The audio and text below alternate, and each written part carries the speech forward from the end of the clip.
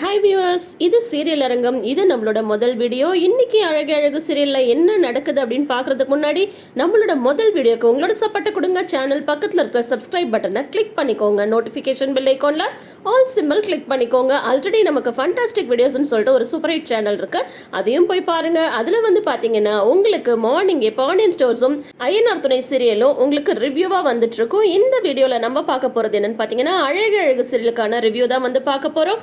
வாங்க வீடியோக்குள்ள போலாம். என்னப்பா வேலை வேணுன்றதுக்காக மதிக்கிட்ட மிரட்டி பார்த்துட்டு உருட்டி பார்த்துட்டு கெஞ்சி பார்த்துட்டு அதுக்கப்புறம் இப்போ வந்து வேலை கிடைச்சதும் இந்த மாதிரி திமிரான பேச்சு பேசலாமா சுரேஷ்? இது வந்து ரொம்ப தப்பான விஷயம் ஆச்சு. ஆனால் அதெல்லாம் மதிக்கிட்ட வந்து நடக்குமா? நடக்கவே நடக்காது இவரானார் அப்படின்ற மாதிரி தான் வந்து இருக்கு. அதோட வந்து பார்த்தீங்கன்னா பாக்யராஜும் மலரும் சேர்ந்து ஒரு சீக்ரெட்டான விஷயம் வந்து பண்ண போறாங்க. அது என்ன ஒரு சீக்ரெட்டான விஷயம்? அதுவும் இருக்கு. கூடவே வந்து பார்த்தா தங்கராஜ் வந்து இவங்க எல்லாருக்குமே ஷாக் கொடுக்குற மாதிரி ஒரு விஷயத்த வந்து பண்ணிடுறாரு. இருந்தாலும் வந்து பாக்யராஜ் ரேவதியோட பாசம் எல்லாத்தையும் விட பெருசு இல்லையா? என்னெல்லாம் நடந்திருக்கு இன்னைக்கு. இப்போ பார்த்தா மதிக்கிட்ட பேசணுன்னாவே அந்த வீட்டில் மலரை விட்டால் வேற ஆள் கிடையாது. அதனால மலரை வந்து மதிக்கிட்ட வாமதி கொடைக்கானல் வந்து போயிட்டு வரலாம் அப்படின்னதும் இல்லைங்க நான் வந்து வரல, அதெல்லாம் செட் ஆகாது, எனக்கு இப்போ வந்து டூர் போகிற மூடெல்லாம் இல்லை அப்படின்னு சொல்லிட்டு சொல்கிறாங்க. எனக்கு புரியுது மதி, சுரேஷ் கூட வர்றதுக்காக தானே நீ இந்த மாதிரி வந்து யோசிக்கிற. கஷ்டப்பட்டு வீட்டில் வந்து பெர்மிஷன் வாங்கியிருக்கோம், எனக்கு தெரியும். நீ வந்து சுரேஷ் கூட போகிற மாதிரி ஏன் நினச்சிக்கிற? எனக்காக வர்ற மாதிரி நீ நினச்சிக்கோ. ஏன் பெர்மிஷன் வந்து அப்புறம் அது கேன்சல் பண்ணிடுவாங்க. இப்போ நீ வரலன்னா சுரேஷும் வரமாட்டான், சுரேஷும் நீயும் வரலன்னா ட்ரிப்புக்கே போக வேணாம்னு சொல்லிடுவாங்க. எனக்காக வாயேன் ப்ளீஸ் அப்படின்ட்டு மலர் வந்து கேட்குறாங்க. வேற யாருக்காகவும் இல்லை, மலருக்காக ஒத்துக்கிறாங்க மதி. இந்த பறவை ஒரு சுதந்திரவானில் ஒரு 3 நாளாவது பறக்கட்டும் அப்படின்னு சொல்லிட்டு நம்ம வந்து பார்த்துட்டு இருந்தா அதுக்குள்ளார அங்கே தங்கராஜ் வந்து ட்விஸ்ட் அடிக்கிறாரு. இந்த சுரேஷ் எது நடந்தாலும் உடனே போய் தங்கராஜ்கிட்ட வந்து சொல்லிடுவார் போலங்க. பார்த்தா அப்பதான் வந்து மலரும் ரேவதியும் ஃபோனில் பேசிட்டு இருக்காங்க. சூப்பர் அண்ணி, ட்ரிப் போறீங்களா? சூப்பர் தான், ஜாலியாக போயிட்டு வாங்க அப்படின்னு சொல்லும் போது மதி வரவே மாட்டேன்னு சொன்னா ரேவதி. எப்படியோ அவளை வந்து கஷ்டப்பட்டு சம்மதிக்க வச்சாச்சு அப்படின்னு சொல்லிட்டு மலர் வந்து சொல்லிட்டு இருக்கும் போதே நீயும் வந்தா நல்லா இருக்கும், நீயும் வாயேன் அப்படிங்கும் போது எப்படி அண்ணி 4 பேருக்கு தானே வந்து அங்கே டோக்கன் வந்து கொடுத்துருக்காங்க அப்படின்னும் போது அதெல்லாம் ஒன்றும் பிரச்சனை இல்லை, நீ மட்டும் வரேன்னு சொல்ல, உங்கள் அண்ணனே எல்லா அரேஞ்ச்மெண்ட்ஸும் பண்ணிடுவாங்க அப்படின்னு சொல்லும் போது நானுமா நான் வந்தால் எங்கள் வீட்டுக்காரரும் வருவாரே, உங்களுக்கு ஓகேவா? அவர் வந்தால் சும்மா இருக்க மாட்டாரு அப்படிங்கும் போது அதெல்லாம் பழகின ஒரு விஷயம் தானே, நீ ஏன் வந்து தங்கராஜனை பற்றி யோசிக்கிற? நீ வந்தால் நல்லா இருக்கும்ல, எல்லாரும் ஒன்றா வந்து போயிட்டு வரலாம், நீ வேணா கேட்டு வேணா பாரு அப்படின்னு சொல்லிட்டு அப்போதாங்க ரேவதி கிட்ட சொல்லிட்டு இருக்காரு. இங்கே வெளியில் வந்து பார்த்தா சுரேஷ் வந்து இல்லை மாமா, அண்ணனுக்கு வந்து இந்த மாதிரி வந்து பேங்க்ல டோக்கன் கொடுத்துருக்காங்க, அதுக்காக தான் நாங்கள் வந்து போகிறோம். பாக்யராஜோட தயவில் நீ எதுக்குடா வந்து டூர் வந்து போகிற? நீங்கள் வந்து போகிறது ஹனிமூனாக இருந்தாலும் நான் வந்து ஏதாவது ஏற்பாடு பண்ணியிருப்பேன்ல. நானே வந்து ஆக்சுவலாக நினச்சிட்டு இருந்தேன் உங்கள் 2 பேரையும் வந்து ஒரு 10 நாள் சுவிட்சர்லாந்து அனுப்பலான்னு சொல்லிட்டு. அப்படிங்கும் போது 10 நாள்லாம் வந்து லீவ் எடுக்க முடியாது மாமா, இப்போ தானே வேலைக்கே வந்து ஜாயின் பண்ண போகிறேன், உடனே 10 நாள் லீவ் கேட்டால் அது வந்து சிக்கலாகும். அண்ணனுக்கு வந்து பேங்க்கில் கொடுத்துருக்குற வவுச்சர் தானே, அதனால் நாங்கள் வந்து போயிட்டு வந்துடுறோமே, நீங்கள் வேணால் கூட வாங்க மாமா அப்படின்றாங்க. என்னது தங்கராஜ் வந்து பாக்யராஜ் தயவில் டூர் வந்து வர்றதா? சரி, நான் வேணா ஒன்று பண்ணுறேன், நான் வந்து வரேன், ஏன் நானும் உங்கள் அக்காவுமே வந்து வரோம், அதே ஹோட்டலில் வந்து ஸ்டே பண்ணுறோம், ஆனால் எல்லா செலவும் என்னோட செலவு தான், ஏன் உன்னோட செலவும் வந்து என்னோட செலவு தான். பாக்யராஜோட தயவில் வந்து நான் வந்து தங்கவும் மாட்டேன், நீயும் அவனோட தயவில் வந்து ஹனிமூன் போக தேவையில்லை, உங்கள் 2 பேருக்கான செலவு எல்லாத்தையும் நானே பண்ணுறேன் அப்படின்ட்டு ரேவதி அப்படின்னு சொல்லிட்டு கூப்பிடுறாரு தங்கராஜ்.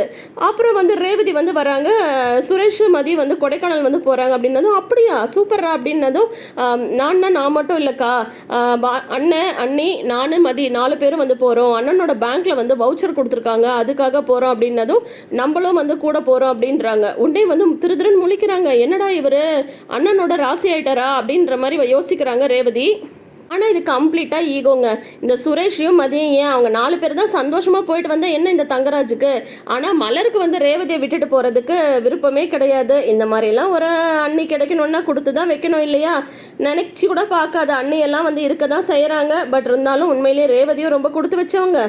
அதே சமயம் வந்து பார்த்திங்கன்னா மலருமே ரொம்ப கொடுத்து வச்சுருக்காங்க. இப்படி ஒரு நாத்தனார் கிடைக்க நம்ம ஒன்றும் அவங்களோட தயவில் வந்து போல, அதே ஹோட்டலில் தான் தங்க போகிறோம், ஆனால் நம்மளுக்கான செலவு சுரேஷ்கான செலவெல்லாம் நம்ம தான் பார்க்க போகிறோம், புரியுதா அப்படின்னு சொல்கிறாங்க. அப்படி அங்கே நிஜமா அப்படின்னதும் நிஜமா இருக்கிறதுனால தானே கூப்பிட்டு சொல்கிறேன், போ என்ன ஏற்பாடெல்லாம் பண்ணு அப்படின்ற மாதிரி தங்கராஜ் வந்து சொல்லிடுறாரு. இப்போ வந்து பார்த்தா உடனே மலருக்கு ஃபோன் அடிச்சு, அண்ணி இப்போ நம்ம 2 பேரும் பேசிட்டு இருந்தோம்ல, நீங்கள் அவர்கிட்ட கேளுங்கன்னு சொன்னீங்க, எப்படி தான் இவருக்கு இந்த மாதிரிலாம் தோணுதுன்னே தெரில, நாங்களுமே வரோம் அப்படிங்கும்போது என்ன சொல்கிற ரேவதி அப்படின்னது, சுரேஷ் இங்கே வந்திருக்கான், சுரேஷ் வந்து இந்த மாதிரி நீங்கள் கொடைக்கானல் போகிற விஷயத்த சொல்லியிருக்கான் போல, உடனே நம்மளும் போகலாம் அப்படின்னு கிளம்பிட்டாரு அப்படின்னு சொல்கிறாங்க. அப்படியா, ரொம்ப சந்தோஷம் அப்படின்றாங்க மலர். அண்ணி அதெல்லாம் ஓகே தான், ஆனால் இவர் வந்து வராரு, தேவையில்லாமல் ஏதாவது பிரச்சனை பண்ணிட்டு இருப்பாரு, உங்களுக்கு ஒன்றும் டிஸ்டர்பன்ஸாக இருக்காது அப்படிங்கும்போது, அண்ணனை பற்றி எல்லாம் தெரிஞ்ச விஷயம் தானே, பரவாயில்ல இருக்கட்டும் விடு, ஒன்றும் பிரச்சனை இல்லை, நம்ம பார்த்துக்கலாம், நீ வரல அது போது எங்களுக்கு அப்படின்ற மாதிரி வந்து சொல்லிடுறாங்க.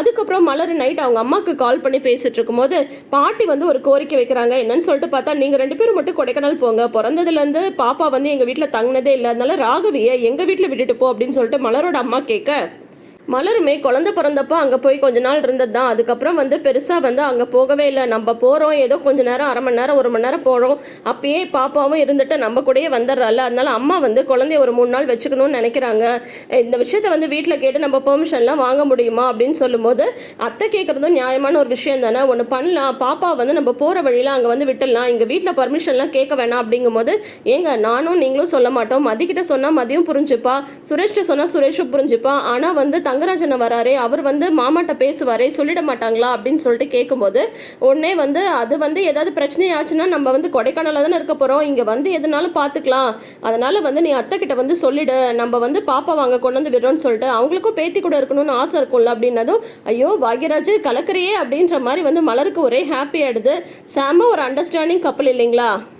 இப்போ தான் மெயின் ட்விஸ்ட் இருக்குது. என்னன்னு சொல்லிட்டு பார்த்தா, யூனிஃபார்மை பார்த்துட்டு நிற்கிறாரு சுரேஷ். அப்போ மதி வந்து உள்ளே வராங்க. மதி வந்து வர்றதை பார்த்துட்டு, என்ன சொன்ன நீ எங்கள் அம்மாட்ட, எனக்காவது போகிறதுக்கு வேலைன்னு ஒன்று இருக்குது, உங்கள் பையனுக்கு வேலை கூட இல்லைன்னு சொன்னல, பாரு என் வேலையை நான் எப்படி திருப்பி வாங்கிட்டேன் பார்த்தல அப்படின்னு சொல்லும்போது, உடனே வந்து எப்படி உங்களால் இந்த மாதிரிலாம் பேச முடியுது, என்னன்னே வந்து நான் எழுதாத ஒரு லெட்டரை வந்து நான் எழுதுனதா சொல்லி பழி வாங்குறதுக்கு கம்ப்ளைண்ட் கொடுத்துட்டேன்னு சொல்லிட்டு பொய்யான ஒரு கம்ப்ளைண்ட்டை வந்து காட்டி, இந்த மாதிரிலாம் வந்து சொல்லி என் கையாலேயே வந்து சைன் பண்ண வச்சு வேலையை வாங்கிட்டு எப்படி உங்களால இந்த மாதிரி வந்து பேச முடியுது, ரொம்ப சந்தோஷப்படாதீங்க, இப்போ நான் நினச்சா கூட இந்த வேலையை இல்லாமல் செய்ய முடியும் அப்படின்னு சொல்லும்போது, அதெல்லாம் முடியாது, எப்படி உன்னால் முடியும் அப்படிங்கும்போது, என்னை வந்து நீங்கள் மிரட்டி கல்யாணம் பண்ணிக்கிட்டீங்க, மிரட்டி கல்யாணம் பண்ணிட்டு இந்த கேஸையும் என்னை மிரட்டி தான் இந்த மாதிரி வந்து வாபஸ் வாங்க வச்சிங்க, இந்த லெட்டரையும் எழுத வச்சிங்க, நான் ஒரு வீடியோ போட்டேன்னு வைங்களேன், எல்லாமே தலைகீழாக மாறிடும், தெரியும்ல, பார்த்து ஜாக்கிரதையா இருங்க அப்படின்ற மாதிரி மதி வந்து செம ட்விஸ்ட் கொடுக்குறாங்க. சுரேஷ்னால வாயே பேச முடியல, அமைதியா போயிடுறாரு.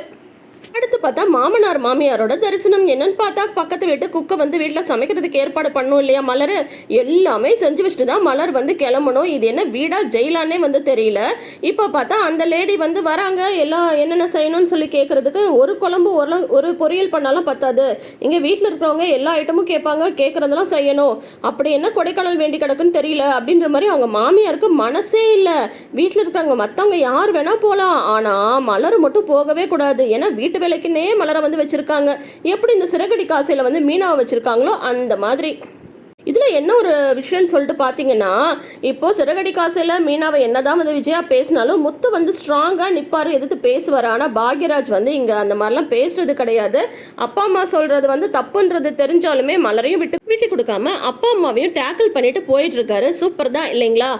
இருந்தாலும் பாக்யராஜோட நிலைமை கொஞ்சம் இல்லை, ரொம்பவே ஒரு கஷ்டமான ஒரு விஷயம் தான். ஏன்னா என்னதான் இந்த வீட்டுக்கு உழைச்சி கொட்டினாலும் இந்த பாக்யராஜுக்கு வந்து மதிப்பே கிடையாது. அதுக்கு மெயின் ரீசன் வந்து யாருன்னு பார்த்தா தங்கராஜ் மட்டும்தான். இப்போ எப்படியோ அப்படி இப்படின்னு சொல்லி சமாளிச்சு, இத்தனைக்கும் மதிய வேற அவங்க மாமியார் கேட்குறாங்க, நாங்கள் வந்து அன்றைக்கி லீவ் போட சொன்னப்போ நீ வந்து லீவ் போடல, இப்போ மட்டும் லீவ் கிடைக்குதா அப்படின்னு சொல்லும்போது, அப்பயும் மலர் வந்து சொல்லி சமாளிக்கிறாங்க, இல்லை ஒரு நாள் தானே அப்படின்ற மாதிரிலாம் சொல்லி சமாளித்து கொடைக்கானலுக்கு கிளம்புறாங்க. ஆனால் கூடவே தங்கராஜும் வராரு. என்னெல்லாம் நடக்க போகுது, என்னெல்லாம் ட்விஸ்ட் அண்ட் டர்ன்ஸ் இருக்க போகுதுன்னு வெயிட் பண்ணி தான் பார்ப்போமே. நீங்கள் என்ன நினைக்கிறீங்க? கொடைக்கானல் போகிற இடத்துல சந்தோஷமாக இருப்பாங்களா, இல்லை இந்த தங்கராஜ் வந்து அங்கேயே ஏதாவது பிரச்சனை பண்ணிடுவாங்கன்னு நினைக்கிறீங்களா? மறக்காமல் கமெண்ட் செக்ஷனில் சொல்லுங்கள். புது சேனல், புது ஆரம்பம். இந்த வீடியோ உங்களுக்கு பிடிச்சிருக்கும்னு நினைக்கிறேன். இந்த வீடியோ உங்களுக்கு பிடிச்சிருந்தா மறக்காமல் வீடியோக்கு ஒரு லைக் கொடுங்க. கூடவே நம்ம சேனலில் இன்னொன்று சப்ஸ்கிரைப் பண்ணலன்னா சப்ஸ்கிரைப் பண்ணிக்கோங்க. நோட்டிஃபிகேஷன் பெல் ஐகானில் ஆல் சிம்பிள் கிளிக் பண்ணிக்கோங்க. தேங்க்யூ.